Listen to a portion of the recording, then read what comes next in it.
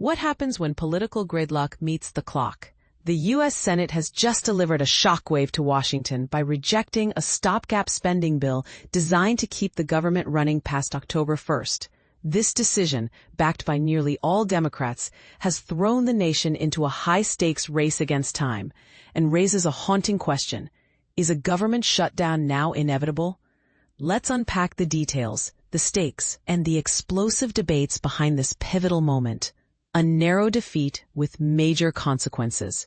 On Friday, the Senate voted 44-48 to block the Republican-backed funding measure, a result that fell far short of the 60 votes required to advance. Only one Democrat, Senator X, crossed party lines to support the bill. With Congress set to recess for a week starting Monday, the window to negotiate a new agreement is rapidly shrinking. Federal agencies currently operate under a temporary funding patch that expires at midnight on September 30th.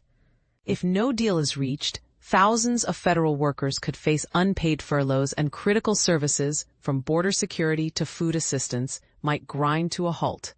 Democrats' demands versus GOP priorities, where the divide deepened. The rejected bill, which passed the House earlier Friday, aims to maintain current funding levels through November 21st. But Democrats refuse to back it without additional investments in healthcare. Specifically, they sought expanded funding for Affordable Care Act subsidies and the restoration of Medicaid cuts that affect low-income Americans. These proposals failed in earlier Senate votes, 47-45 and 44-48 respectively, highlighting the razor-thin margins of bipartisanship.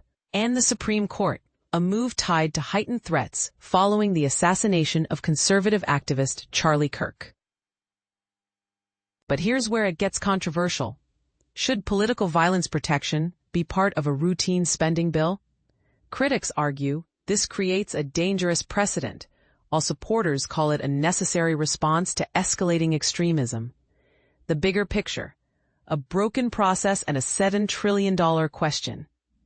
This showdown is just one chapter in an annual funding drama that covers only about 25% of the federal budget. The remaining $7 trillion includes mandatory programs like Social Security and Medicare, as well as interest payments on the $37.5 trillion national debt. Yet the partisan battles over discretionary spending, like the current debate, have become a recurring threat to government stability. And this is the part most people miss. The real crisis isn't just the shutdown threat itself, but the erosion of trust in our ability to govern. When lawmakers prioritize ideological showdowns over compromise, everyday Americans pay the price in disrupted services and uncertainty. What happens next? Senate Majority Leader John Thune faces a critical decision. Will he call lawmakers back from recess for a second attempt at a deal? If not, the onus shifts to House Republicans, who may need to pivot toward a bipartisan solution.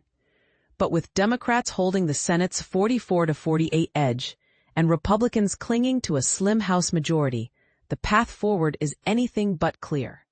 As the clock ticks toward October 1st, one question looms. Is a government shutdown a necessary check on runaway spending or a reckless political weapon? We'd love to hear your take. Drop a comment below and share your perspective on where the line should be drawn between fiscal responsibility and public safety.